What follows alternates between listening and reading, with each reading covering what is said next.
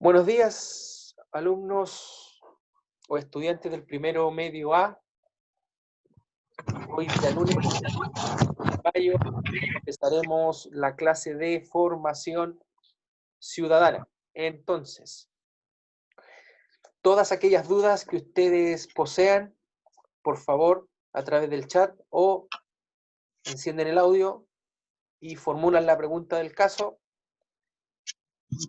Por otro lado, hoy iniciaremos a partir de la guía número 5, puesto que la semana pasada logramos avanzar conceptualmente en la guía número 4 sobre los derechos humanos. Recapitulando o resumiendo la clase anterior, puesto que no todos accedieron a la clase anterior, no sé si todos pueden ver las clases grabadas. Recapitulando la clase anterior, atención, presten atención. Estuvimos describiendo, explicando y ejemplificando qué son los derechos humanos, en qué consisten los derechos humanos, cuál es la naturaleza de los derechos humanos, si son una construcción cultural occidental de los derechos humanos, o los derechos humanos pertenecen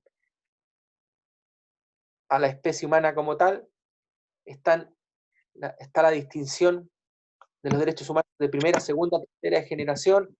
Señalamos que los derechos humanos de primera generación son los derechos humanos políticos y civiles. Por otro lado, los derechos humanos, están los derechos humanos de segunda generación, son los derechos humanos económicos, sociales, y finalmente los derechos humanos de tercera generación, aquellos derechos humanos comunitarios, colectivos, derecho al medio ambiente, entre otras consideraciones. Claramente hay un contexto histórico-cultural en virtud de la cual los derechos humanos lograron mayor relevancia o importancia tras la Segunda Guerra Mundial, aun cuando existieron antecedentes históricos para hablar, difundir y desarrollar el rol Profe, preponderante de vuelvo al los derechos tiro, me espera un momento. humanos. Bueno, siga en la clase, yo vuelvo al tiro. Ahora bien, ahora bien, es importante decir nuevamente que hay ciertos organismos e instituciones internacionales y nacionales que están alertas y resguardan a través de la investigación, el acopio de información y la prestación de servicios acerca de la problemática de los derechos humanos. Entonces, dichos organismos internacionales, tales como la ONU, la Organización de las Naciones Unidas, la OEA, la Organización de Estados Americanos y otros organismos internacionales, del Consejo de Seguridad de los Derechos Humanos, Amnistía Internacional, el Consejo de Derechos Humanos en la ONU. Entonces, cabe señalar que los derechos humanos, si bien se ha avanzado en la difusión, en la masificación y en el acuerdo de tratados, convenios, claro, el acuerdo de convenios, tratados internacionales, muchas veces los Estados miembros firmantes aún no respetan lo suficiente los derechos humanos.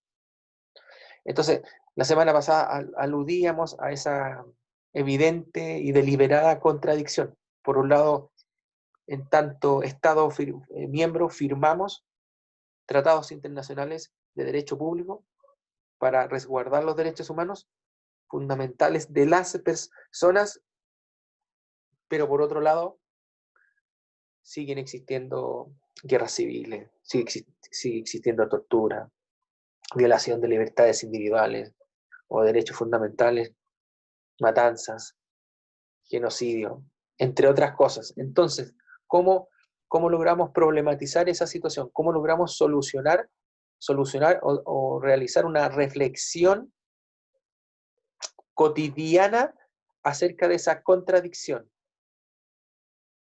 concerniente a los derechos humanos. Tengan presente que todos estos organismos e instituciones internacionales sobre todo lograron mayor primacía e importancia tras la Segunda Guerra Mundial.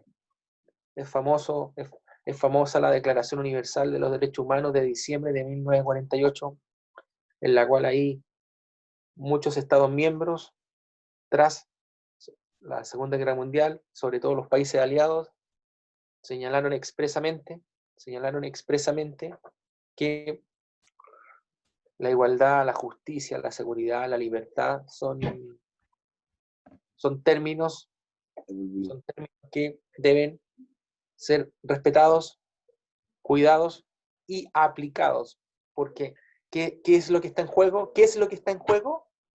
No olviden esto, lo que está en juego es la dignidad de la persona humana. Y cuando está en juego la dignidad de la persona humana, estamos hablando de algo esencial que nos diferencia de los animales jóvenes. Por ejemplo, Nicolás Astorga nos presenta algo razonable e interesante. Nos dice que respecto a África o no, decía que los presidentes no podían ser los negros, sino los blancos. Tengo entendido, Nicolás, que eso tiene que ver con el famoso el apartheid. Básicamente el apartheid es un sistema de segregación racial en virtud de la cual solamente las personas blancas podían acceder a los cargos de elección popular. Esto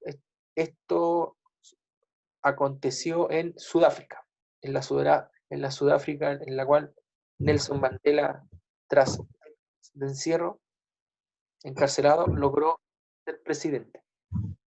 Entonces, este sistema de segregación social, política, cultural, significó claramente el famoso apartheid en el país de Sudáfrica. Entonces, así es, Martín. No tengo claro si eso sucedió incluso hasta fines de los años 80, que creo que no, que el Reino Unido no tenía anexado Sudáfrica durante la segunda mitad del siglo XX. Eso no es así.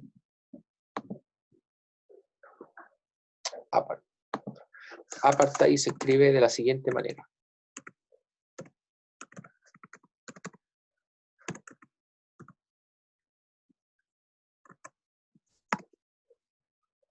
Entonces hay ejemplos, por ejemplo, hay ejemplos concretos a partir de nuestro propio presente cotidiano en la cual no se respetan los derechos humanos. ¿Qué sucede cuando uno no respeta la dignidad de la persona humana? ¿Qué sucede cuando uno no respeta la dignidad de la persona humana? ¿Qué sucede en nosotros, los ciudadanos de a pie? Los ciudadanos de a pie. ¿Qué acontece? ¿Qué sucede? No estamos construyendo o configurando una sociedad democrática, pluralista y abierta. Y cuando no hemos logrado construir entre todos y todas una sociedad democrática, pluralista y abierta, es porque, Isidora, por favor, los derechos humanos no están siendo lo suficientemente respetados o lo suficientemente resguardados. Por eso es indispensable relacionar derechos humanos fundamentales, dignidad de la persona humana, sociedad democrática, formación ciudadana. ¿Para qué sirve respetar, cuidar los derechos humanos para la formación ciudadana? Por Para ejemplo, que haya igualdad entre nosotros. como David, hable un poco más fuerte, por favor. Para que haya igualdad entre nosotros. ¿Qué tipo de igualdad te refieres con igualdad? ¿Qué tipo de igualdad? Igualdad de respeto y como orden así. Igual, tú dices igualdad en dignidad e integridad, igualdad en dignidad e integridad física. ¿A eso se refiere? ¿A eso se refiere? David, ¿me escuchó bien? Sí, sí, sí, lo escucho, sí, le dije que sí, No, no te escuché bien, perdón. que el ¿Ya? micrófono está muy malo. Sí, sí, no se escucha bien. Entonces, claro, otro comentario de un compañero. No, él alude a que nos enseñan a tener respeto entre nosotros y ser buenos ciudadanos al hacerlo. Y en nuestro país, en la actualidad, ¿hasta qué punto existe ese respeto entre nosotros? ¿Existe ese respeto entre nosotros? ¿Nosotros respetamos la diferencia del otro? ¿Respetamos la diferencia del otro? ¿O tenemos un sistema educativo de masas que de alguna manera es cómplice de todos esos dramas, conflictos y dificultades que tenemos como sociedad?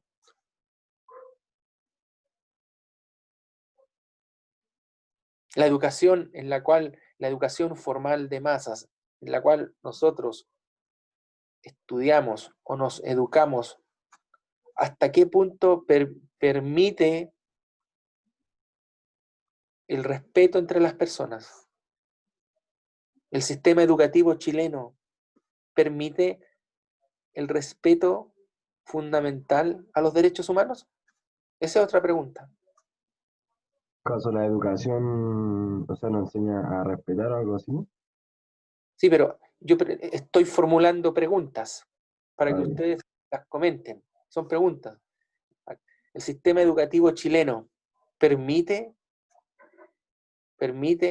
promueve, fomenta el respeto de los derechos, el respeto a los derechos humanos fundamentales de las personas? Esa es una pregunta Permite, razonable. pero la otra cosa es que la persona no lo haga. Claro,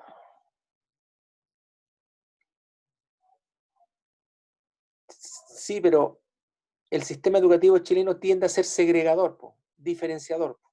Entonces, ciertos estudiantes X en comunas X, cuyos sueldos son X de los papás y las mamás, estudian ahí. Otros estudiantes Y o Z, con sueldos Y o Z, estudiarán en comunas Y o Z. Se va generando lenta, pero gradualmente una segregación social, económica. ¿Cómo logramos solucionar eso? ¿Cómo logramos dimensionar la pesada carga de segregación que existe en nuestro país? Ese es un punto que tienen que reflexionar. Ese es un punto que tienen que reflexionar. Y eso es lo, y eso es lo importante. ¿Hasta qué punto el sistema educativo chileno logra dar respuesta a las problemáticas fundamentales referido a los derechos humanos? ¿Logra hacerlo? Estoy formulando preguntas. ¿Logra hacerlo? Y si logra hacerlo, ¿de qué manera? Eso es lo relevante. ¿Cómo toda la parte teórica acerca de los derechos humanos se logra aplicar? Porque claro, ustedes por un lado estudian, leen, releen o memorizan qué son los derechos humanos, su carácter universal, en qué consisten, las características de los derechos humanos, los tipos de derechos humanos, que son 3, entonces ustedes lo leen, lo releen, pero lo interesante reside o radica en cómo eso se aplica o no en nuestro país. ¿Se aplica o no en el Chile contemporáneo? ¿Se aplica o no en el Chile post-Pinochet? Ese es el punto. Si se aplica o no.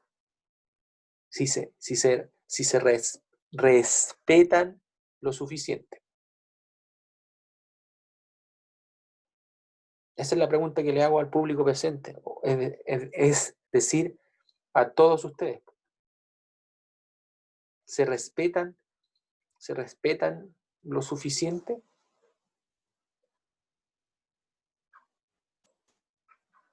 Las clases, por ejemplo, esta situación sanitaria global por coronavirus está generando una crisis social, económica, política. Por un lado, provoca confinamiento, aislamiento social, soledad, fomenta una problemática concreta sobre la salud mental, mayores grados de irritabilidad, de enojo, de ansiedad, miedo, temor, importantes cotas de desempleo o cesantía. Entonces, si ustedes juntan o suman todas esas variables en nuestra actualidad como sociedad democrática, ¿qué duda cabe? Nuestra sociedad chilena está en una encrucijada y hay miedo. Y cuando hay miedo, emergen toda clase de demonios internos en los seres humanos, en hombres y mujeres. Entonces, ¿qué va a suceder? Por muy claro que nosotros tengamos el respeto a los derechos humanos, si las personas, tanto hombres como mujeres, empiezan a tener hambre cuando falta el pan. ¿Qué va a suceder cuando falte el pan y se incremente el hambre a niveles masivos? ¿Qué va a suceder? Van a empezar los alborotos, Claro, va a empezar la el alboroto, huelga. Va la a haber un huelga, descontento de la población. el conflicto, descontento de la población. ¿Y qué va a suceder respecto a la dignidad? Porque respecto a la dignidad de la persona humana, los derechos humanos claramente no tienen mayor importancia, lamentablemente, en la actualidad, porque si las personas sufren el hambre, el desamparo, el olvido del Estado de Chile, de la clase política chilena, o de las personas que están a cargo de gobernarnos, y las personas mueren de hambre, mueren de contagio, se infectan, ¿qué ocurrirá? ¿Qué ocurrirá con la dignidad de la persona humana? Ya no tendrá, ¿Cómo? ya no tendrá dignidad. No hay dignidad, muy bien, David, no hay dignidad. Po. Y cuando ya no hay dignidad en la persona humana, claramente todo lo que se diga o afirme sobre los derechos humanos es simplemente algo innecesario. Innecesario porque son palabras que se las lleva el viento. Si tú no puedes proveer de alimentos a las personas. Por ejemplo, Martín nos hace un comentario. Martín, la falta de alimentos y luego produciendo el hambre termina produciendo incertidumbre. Martín, ¿a qué te estás refiriendo? O sea, ya, escasez de alimentos, por lo tanto genera hambre. Y el hambre genera incertidumbre. ¿Incertidumbre de qué tipo? Incertidumbre en relación a quién, a qué. ¿Te refieres a la incertidumbre que como sociedad en su conjunto no logra dar respuestas? ¿O a la incertidumbre que genera el Estado? ¿O a la incertidumbre que genera el coronavirus? ¿A qué te estás refiriendo? Por favor, reflexiona esa situación y luego la comentas. En audio o chat, por favor. Para dejarlo mucho más claro. Comentarios, dudas, interrogantes. Comentarios, dudas, interrogantes.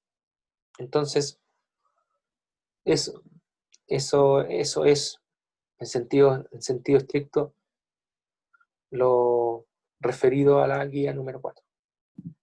Desde su definición, características, su naturaleza, ejemplos, sus tipos de generaciones acerca de los derechos humanos y los videos temáticos que hablan sobre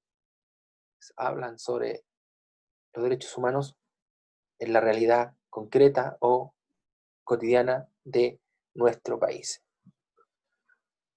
Ya, empezaremos con la guía número 5. Ahora bien, antes de eso, Martín logró responder lo que yo le propuse.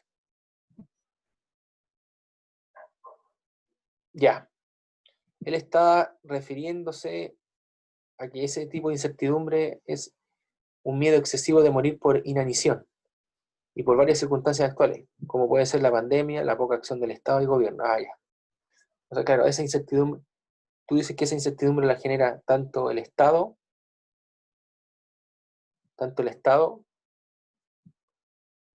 la pandemia y el gobierno de turno. Recuerda que gobierno y Estado no es lo mismo. Gobierno y Estado no es lo mismo. El Estado es una estructura, es una organización territorial cuya estructura administrativa y política están adecuados a un cierto lugar. Y dentro del Estado existe un gobierno, una población civil y poder político.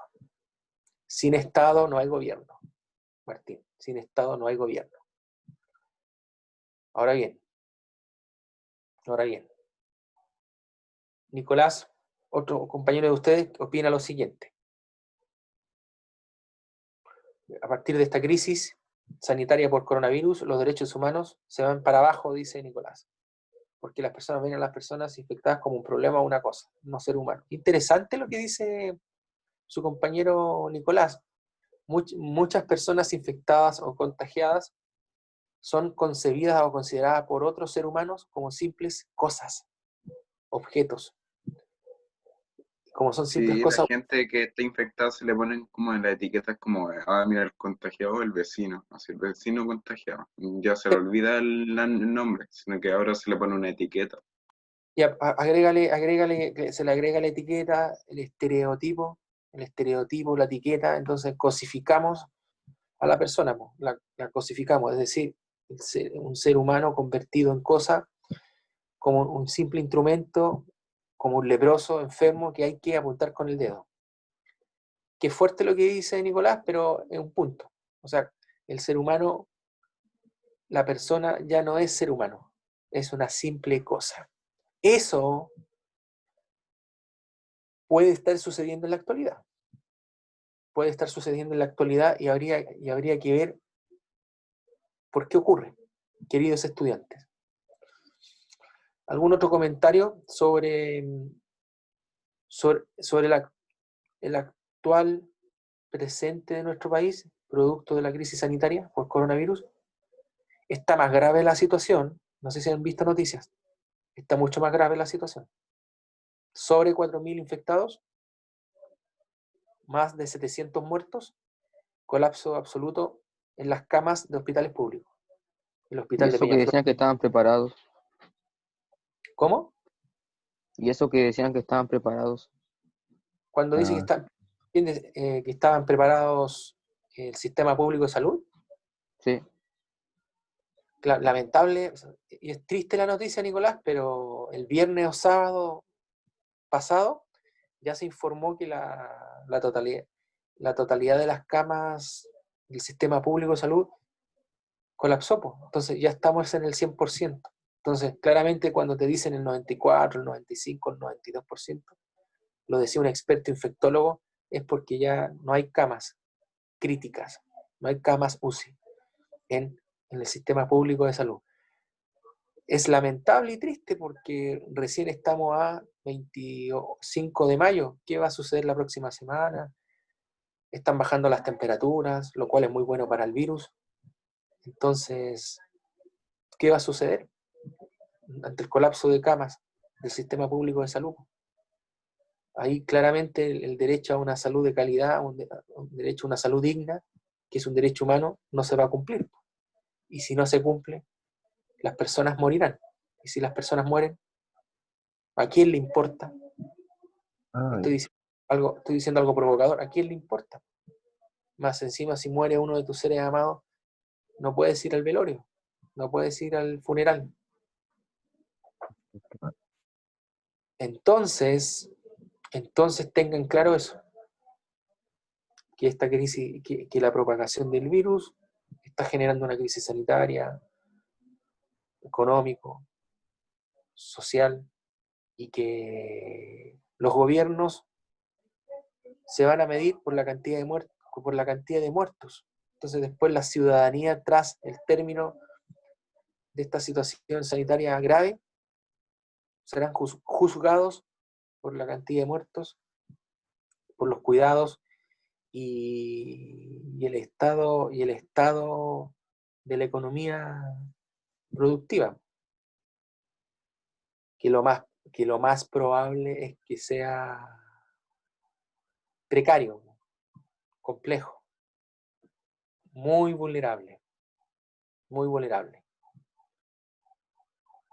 Respecto, ¿alguna otra pregunta, comentario, reflexión respecto al factor coronavirus, hambre, cesantía, derechos humanos? No. Ya, Martín Cisterna dijo lo que dijo, o sea, un no, y los demás. ¿Continuamos con la guía 5? Perfecto. Ya, respecto a la guía número 5, vamos a señalar o decir lo siguiente. Aquí, aquí aludiremos al grado de vulnerabilidad de los derechos humanos. ¿Cómo los derechos humanos, cuando son vulnerados o son transgredidos en forma de asesinato, matanza, genocidio, matanza, esos son crímenes de lesa humanidad. Un término jurídico, legal, muy importante, porque los Estados miembros durante décadas pasadas lograron ponerse de acuerdo en dirimir qué son los crímenes de lesa humanidad. Entonces, los crímenes de lesa humanidad son crímenes realizados por funcionarios estatales de manera sistemática, organizada y deliberada para exterminar, nótese, exterminar o asesinar a grupos importantes de población civil. Hay ejemplos históricos clásicos de poblaciones civiles enteras que fueron masacradas o exterminadas. Genocidio judío, guerra civil yugoslava, Ruanda, el estalinismo, en la época histórica y política de Stalin, sobre todo los primeros años, 1920, 1925, la hambruna, la muerte, la matanza, el canibalismo, dejar morir a los campesinos, entre otras consideraciones. La matanza armenia durante la Primera Guerra Mundial por parte de los turcos. Entonces, esos son ejemplos esos son ejemplos históricos de crímenes de lesa humanidad que nuestro país logró suscribir el año 2009 al Estatuto de Roma, es decir, el Tribunal Penal Internacional, en virtud de la cual todas aquellas personas, hombres o mujeres, que incurrieran en dichos crímenes serán juzgados y, si es constitutivo de delito, sería sentenciado a través de un presidio perpetuo calificado. Entonces, cuando yo hablo de crímenes de lesa humanidad, ¿de qué estamos hablando? Si leyeron la guía 5, ¿de qué estamos hablando? Los crímenes de lesa humanidad.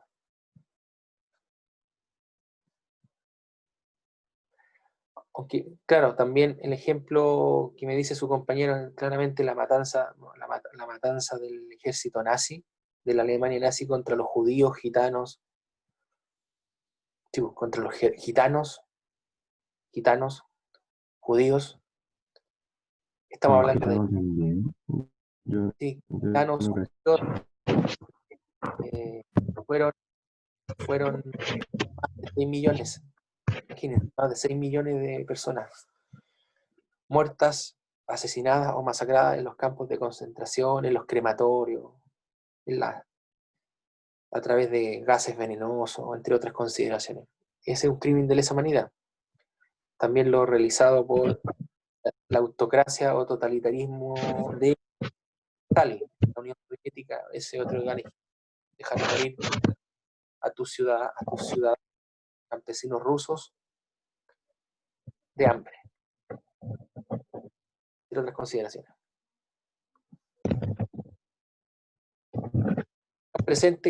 Tengan presente que los crímenes de lesa humanidad lograron adquirir mayor notoriedad e importancia durante la Segunda Guerra Mundial porque muchos hechos históricos del ejército ruso, del ejército nazi, contra la población china, claramente aquí los crímenes de lesa humanidad son indesmentibles.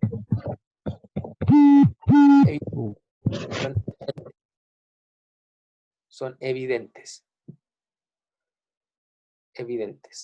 Entonces, como dice un compañero, se realizó toda clase de experimentos contra los seres humanos, adversarios. Ustedes sabían, por ejemplo, que el ejército nazi, cuando logró llegar a 20, 30 kilómetros de Moscú, durante años el nivel de asesinato, de violación contra toda mujer, niñas, abuelas, mujeres, alcanzó niveles altos de miseria humana. Sin embargo, el Ejército Rojo, cuando invadió Berlín en 1945, adivinen qué sucedió. El nivel de violación sistemática, consciente y deliberada contra monjas, mujeres,